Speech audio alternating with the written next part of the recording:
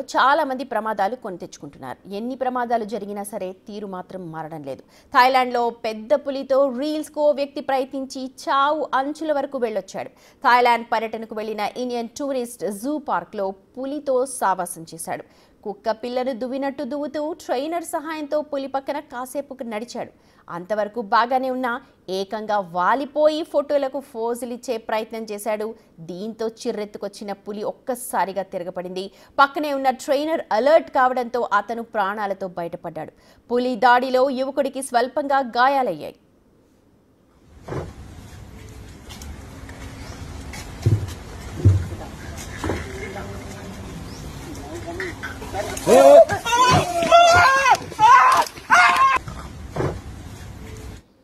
చాలా మంది ప్రమాదాలు కొని తెచ్చుకుంటున్నారు. ఎన్ని ప్రమాదాలు జరిగినా సరే తీరు మాత్రం మారడం లేదు. థాయిలాండ్లో పెద్ద పులితో రీల్స్‌కు ఓ వ్యక్తి ప్రయత్నించి చావు అంచుల వరకు వెళ్ళొచ్చాడు.